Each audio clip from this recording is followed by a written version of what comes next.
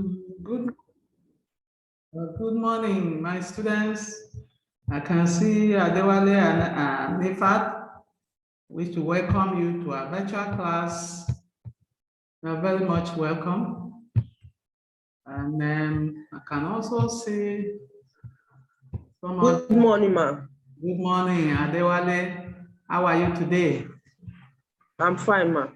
Good, welcome. Thank you, ma'am. My friend that's using Techno Pogo, welcome you to the class. My lady, hello, good morning. Good morning. Good morning, ma'am. Good morning, ma'am. Welcome, welcome. So Yes, today in our lesson, remember Tuesday, today is Tuesday, our 5th week on this class. We're on PED 233. PED 233 is religion and moral education. And then today we're going to look at school worship and methods of teaching moral education. While we are waiting for others to join us, I wish to share my screen. My name is Dr. Angela Abba, Dr. Mrs. Angela Abba. I welcome you once again. And then for school worship, a method of teaching moral education in secondary school, we are expecting that by the time we finish with this lesson, our students should be able to conduct school worship, to know how to conduct school worship if asked to. We also expecting that the students should be able to explain the importance of school worship.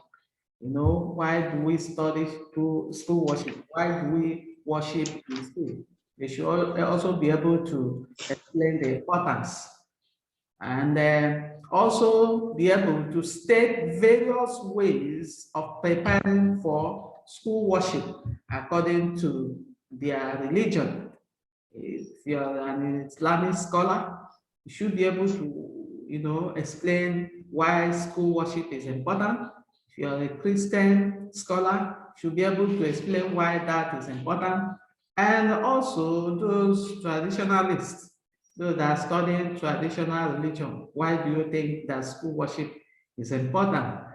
We also expect that the students should be able to trace the trend in teaching moral education, the trend, kind of the history, trace it down to this stage.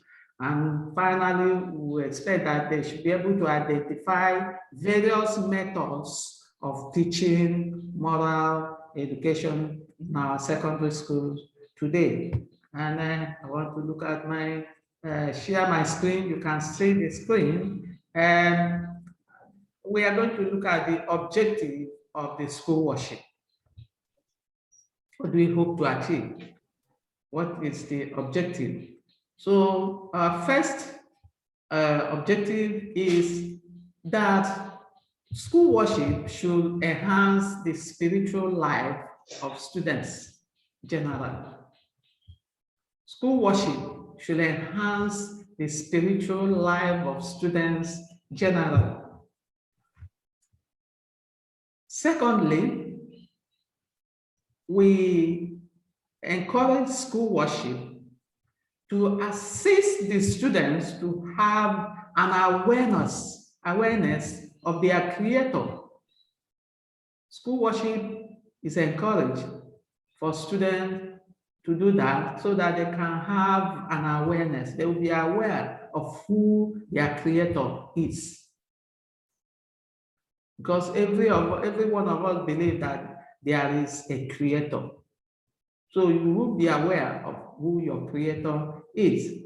The next reason for school worship is to help to promote discipline among students, particularly in secondary school. Helps to promote discipline.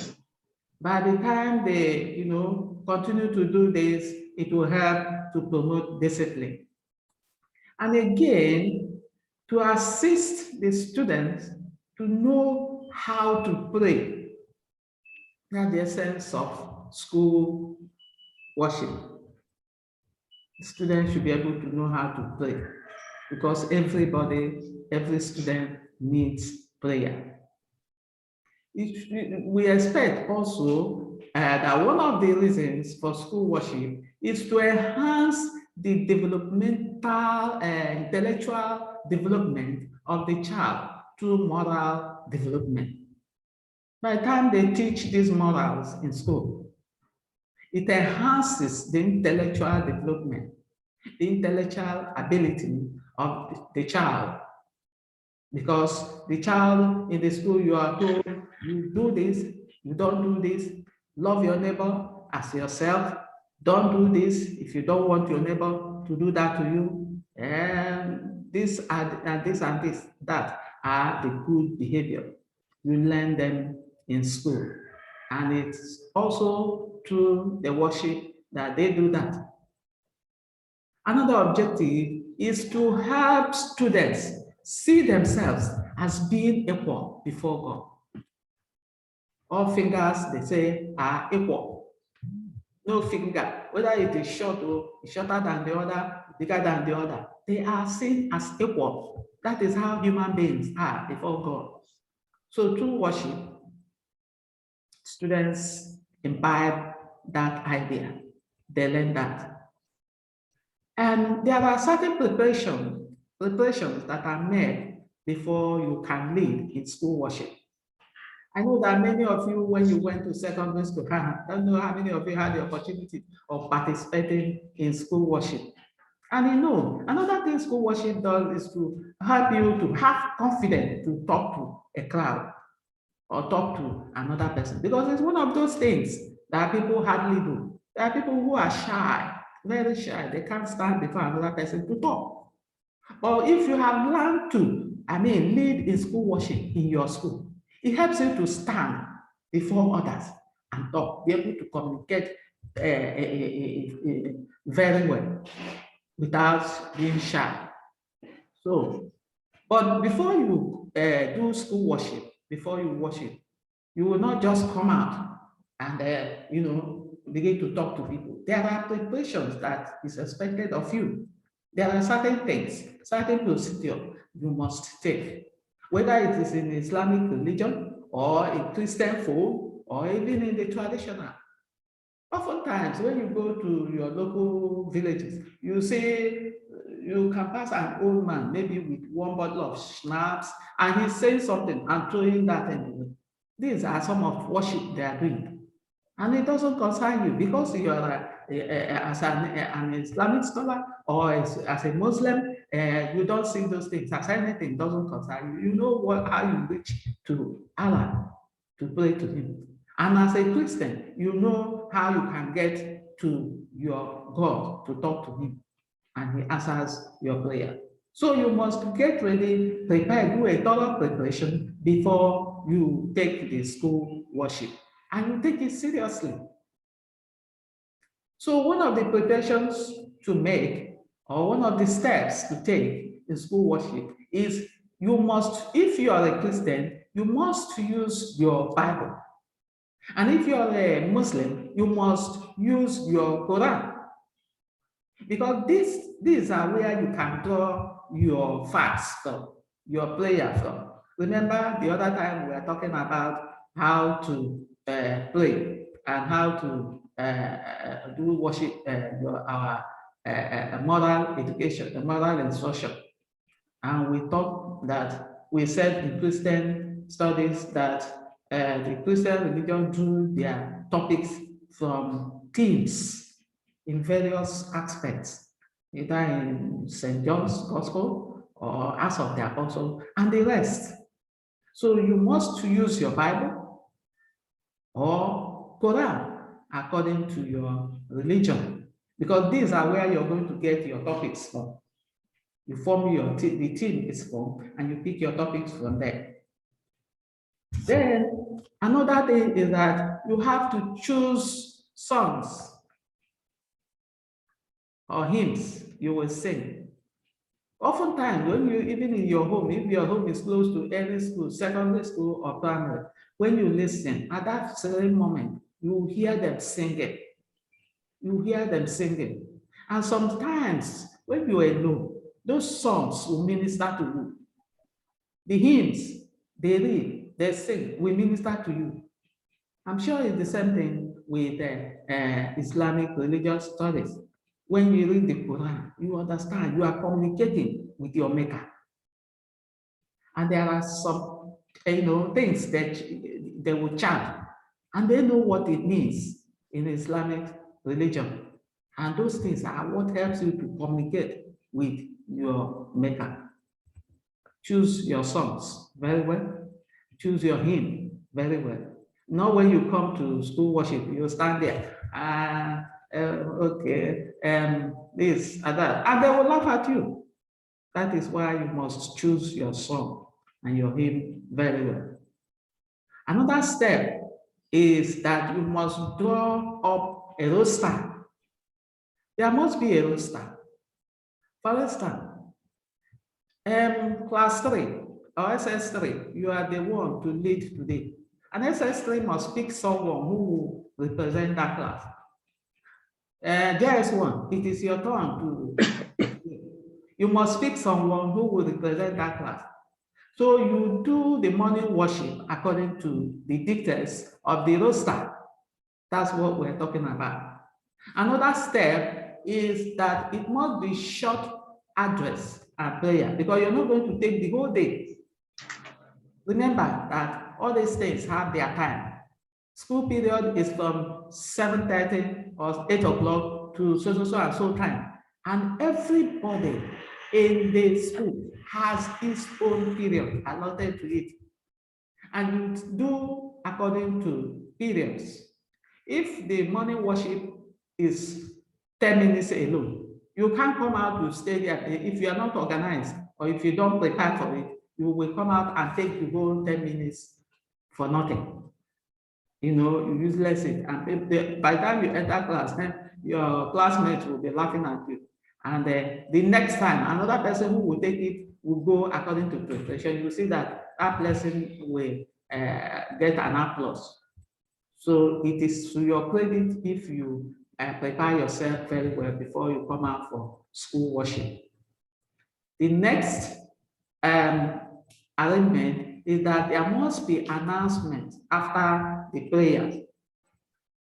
See, class SS1B, after the prayer, it's time for announcement. SS1B, remember, it is your duty to clean behind the principal's office today or tomorrow. By next week, this other team you're leading, remember there will be football club after so and so time. Remember that by a lot of announcements concerning the school is supposed to take place after that. The next should be choosing time and location of the school worship. In schools, there are some schools have chapels, some have the center where they gather in the morning to do their school worship. You don't just come out anytime and stand anywhere and say, we are worshiping, we are doing school worship. No. So I'm going to share my screen again for the next thing we are going to consider about school worship. We're going to look at trends in school worship. How did it start and what is going on now? Is it still the same thing from the beginning, or is it really the same way, or are there adjustments? Remember that at the beginning of Western formal education, even up to the 1970s, school worship was conducted only in line with the religion of the founder.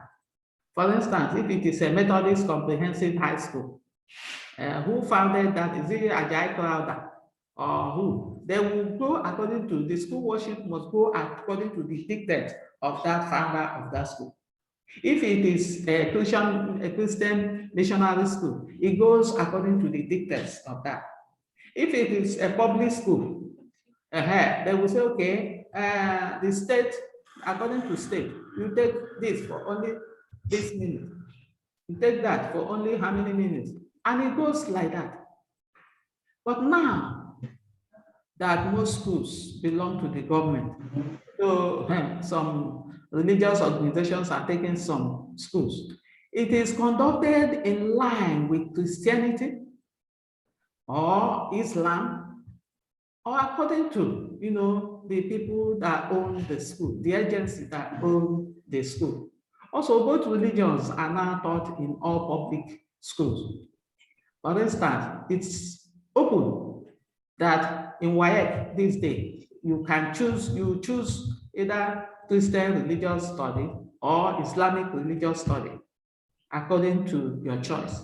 You must do one for WAEC, which is good because they want children to imbibe the knowledge of religion. They are to get to know their creator, their maker, and know what they are supposed to do and what they are not supposed to, and not to have to live in harmony, in goodness, in closeness with one another. Live and let live. That's what religion is teaching us. You live on your own, I live for my own in peace. You're living in peace. And life goes on. And at the end of the day, everybody goes where he's going or she is going. Having said that, you know that, school worship is no longer seen as all important. These days, recently, it's no longer seen as that important, and students and teachers do not take it very seriously.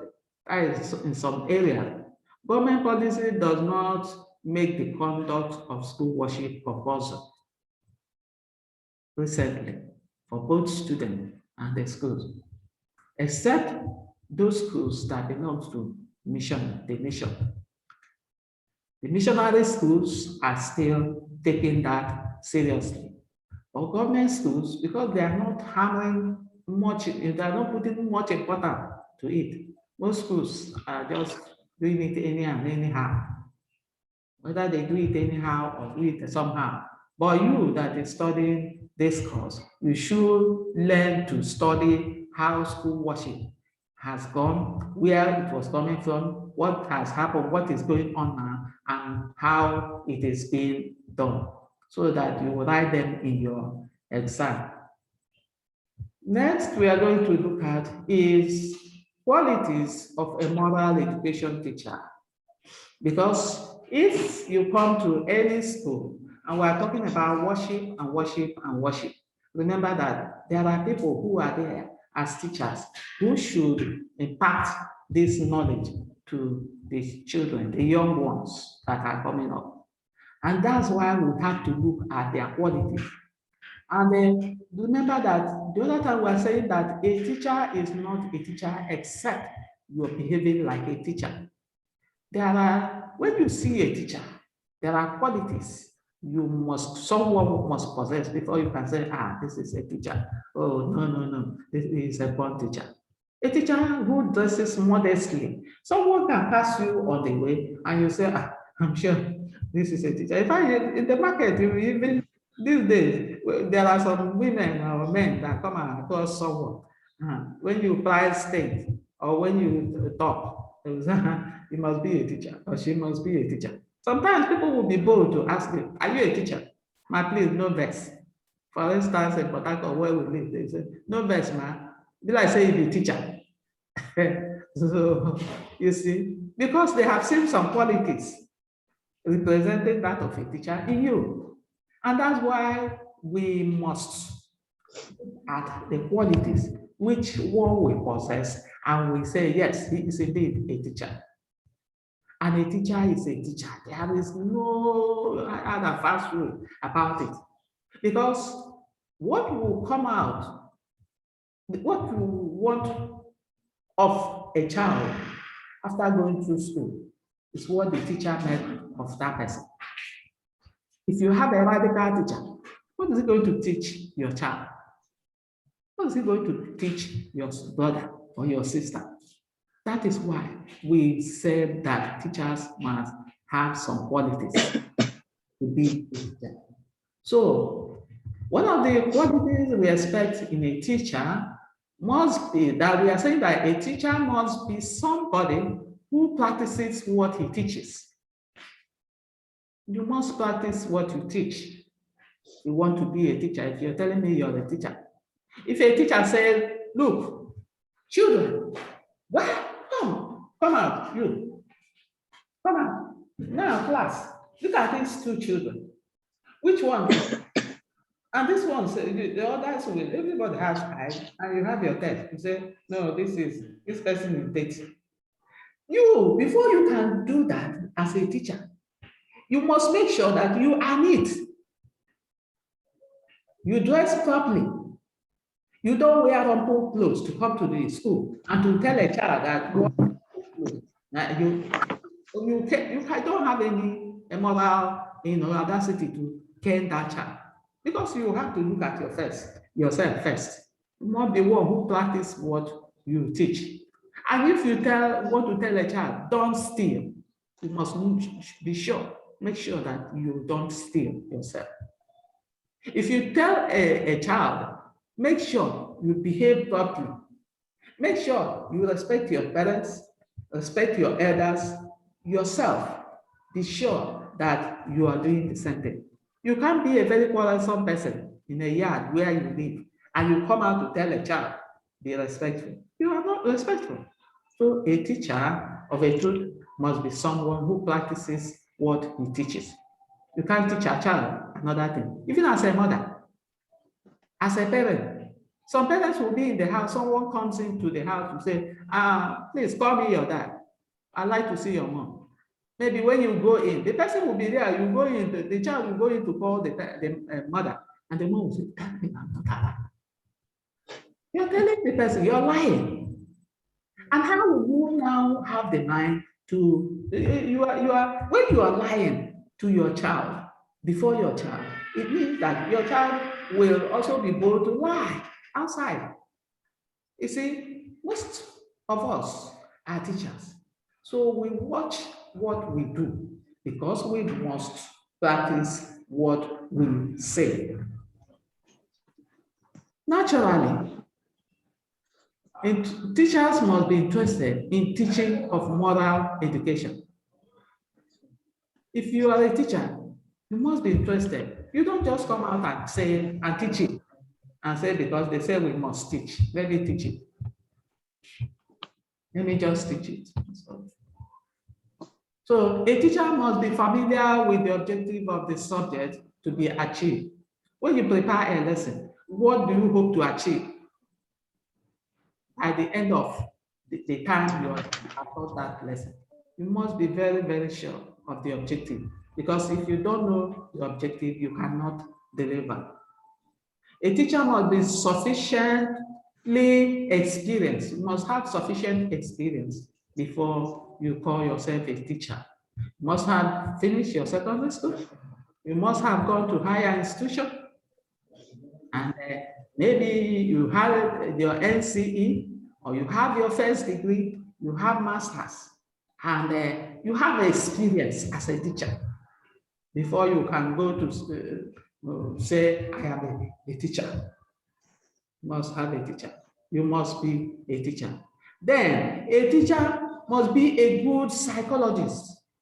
A psychologist in the sense that when you enter the class, if there are 3, 4, 5, 10 students, by the time you look at their behavior, the way they behave, you know which is which. If anything gets lost in your class, as a psychologist, you will know, you have noticed the character expression of your children.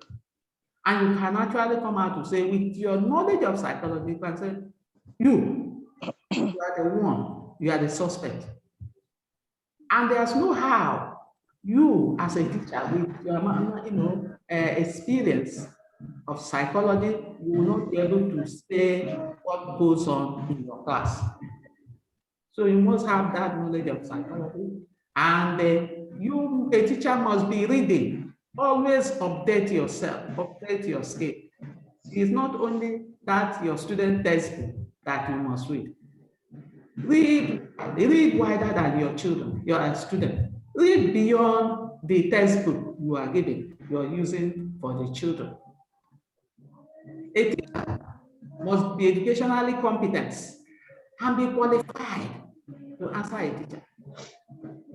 Most times, people will claim the certificate they don't have. Sometimes people even go along to present other people's certificate that their brothers will know. Many students, many people who people write a school cert for, or some other person are reading, a paper for you. You come out, you cannot deliver, you can't give what you don't have. So we are emphasizing that for someone to be a teacher, you must be competent to teach what you are teaching, and you must be qualified, have a genuine certificate. You must have gone through the training. You have NCE, you must have gone through College of Education. If you have your first degree, you must have gone through the 4 months of university to obtain the degree, the certificate you present. A teacher is not one that doubts the system. A teacher of moral education is not one, must not be one that doubts the existence of God. If you are doubting that that God does not exist, what do you want to come and teach children in secondary school? In moral education, you're teaching them that, see, this thing, even though I'm teaching you this thing, to me, I don't believe that God exists. That's what you will be telling them, which is wrong.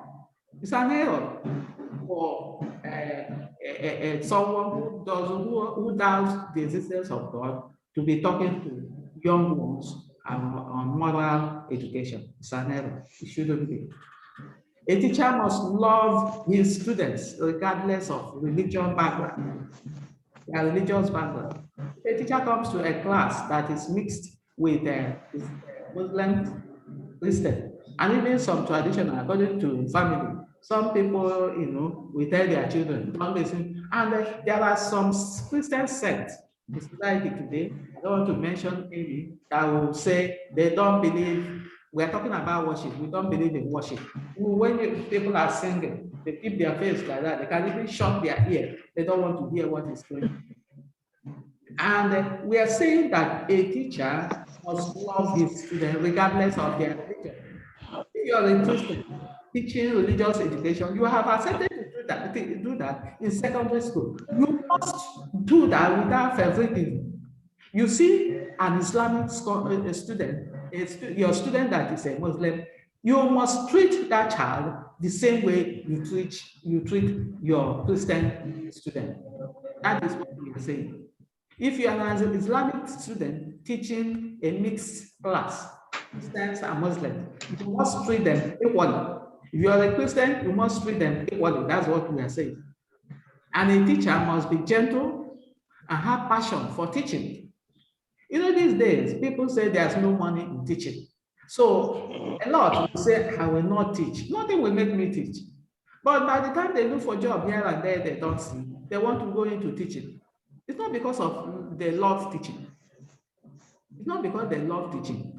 That kind of person will never have passion in teaching moral instruction in school. You will not have passion in teaching this subject we are talking about. For that, for you to employ a teacher who must teach this, you must have passion. Not a fanatic. So fanaticism is different from passion. Passion is something you do with all your heart. You do with joy. You are called for it. I mean, some people will say teachers are born, some are made. And that's what we're talking about. You must have passion for doing whatever you are doing.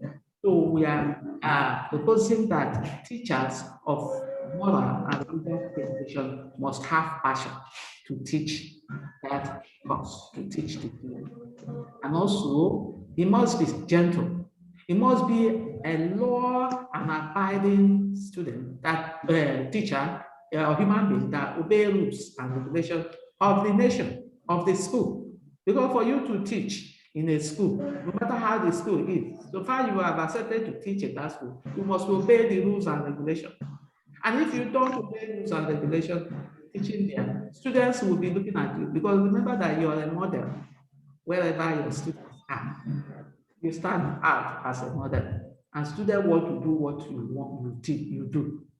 Sometimes have you seen children who get home and their parents talk with them and they say, our teacher asks us, this is how our teacher asks us to do it. Okay, and we must, a teacher must observe the golden rule. My time is fast moving. Let me share my the last screen. Okay, we have methods of teaching moral education. Methods of teaching moral education. There are several methods. First one is the project method. The project method. I hope you have written that project method. We have film and picture method. Film and picture method. We have educational broadcasting. Educational broadcasting method. That is educational broadcasting method will be maybe through radio, through television. And you know, during the COVID, remember that particularly students were encouraged to, teachers were encouraged to teach through the radio, things like that. This is the educational and broadcasting method. The next method is called the dramatization. Dramatization method. Dramatization method. The drama, you act drama. There are some things you don't want to talk, but by the time you act it out, get 2-3 persons, they act it, they will know what you want to teach. Dramatization method. Another method is demonstration method. Demonstration method. Demonstration method is a method whereby you demonstrate the thing step by step, stage by stage. When you get up to the next one, you demonstrate it. You can close to acting. Another method is storytelling method. Storytelling method. Storytelling. Children, there was a time, you know, children like to watch Tales by Moonlight. Tales by Moonlight. One person used to gather children by the around a tree, and he sit like the children are sitting, and he's telling them the moonlight stories. He will tell them stories, and those stories they are part of the method you can teach children, and they understand very easily. Storytelling method. We also have field trip method. In secondary school, you know, students like that. We are going for field trip. Everybody is going to pay maybe 100 naira, 200 naira. We're going to a place of interest, maybe the zoo, or the cinema area, or to the stadium, or to where they manufacture one manufacturing place or the other. Students want to see this thing themselves, see how they produce this thing. This is field trip. And then one day like that, they will embark on the journey. And when they get to that company, they bring everybody come down, they take them, someone will conduct them around the place. And that is a field trip. Well, there are no best method of teaching religious studies. There are no best method. For instance, going on field trip, students in a class where you have both Christians and Muslims, you may decide that, how many of you have seen a Christian worship center? Maybe Muslims will bring down their hand. They have never entered a church before, so a worship center like that. Now, you will ask, how many of you have seen a mosque, for instance? They will bring down their hand. The Christians will bring down their hand. They have not. They decide, let's go on field trip. We are going to visit a mosque today. Those of you in Abuja, you say, okay, let's go to the central mosque. The children will be excited. They want to see a mosque. You'll be talking about mosque. Quran. Now, children want to see. And what they see, they don't forget. They may forget what they hear, but the moment they see that thing physically, they don't easily forget it. You take them to an Islamic center, a mosque, and they will see it.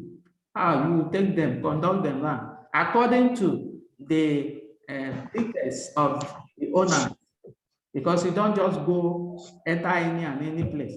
The next time you can now decide to take all children to a Christian worship center, and that will be fun for them, and they will never forget what they see there. So we are saying that there's no best method of teaching religious studies. All this can come out for you in the exam. So they can say, okay, tell us the best method of teaching. There's no best method of teaching, rather the most appropriate method. You can say this is the most appropriate method. And a teacher must be master of the subject area, of the subject matter. A teacher must be a master of the subject matter. You must have it at the tip of your finger, so at the tip of your finger, so that when you're talking to children, they will easily get what you are saying. They will get what you're saying. Again, the teacher must be aware of demand of the objective characteristics of the learner and the individual differences. So when you're a teacher, you learn to master everybody in your class, so that you can say, this one is a slow learner, this one catches it easily. Before you speak, this one will understand. Before that, this one, but you must say it like 3 times before this person. So you take note of the individual differences. And to that extent, you're a very beautiful, good teacher, sound teacher. And you must provide instructional material whenever you're teaching the moral education. Even if you don't get one yourself, there are so many calendars where you have all these things. There are scripts you can collect, to show the children what you're talking about. Because as you're teaching them, in the theory, they may not be able to, get what you're saying. But by the time you show them now, these are Christians who are worshiping in the center. Have you seen how they dress? These are Muslims that are worshiping. You see how they dress. You see how they kneel. You see how they bow. You see these things. They put this in their memory, and the lesson will be going down well with them. So I think we've been able to achieve what we intend to achieve today. And our time is fast spent, so that we can also record. And we hope to meet again on Saturday by 5 to 6 p.m. On this note, I'd like to tell my friend that's using Technoprovo, tell us your name. Bye. Your name is? Okay. We want to also say bye to Adewale. Pardon? Hi, ma. How are you? Bye, ma. Okay, good. Bye for now. We meet again on Saturday.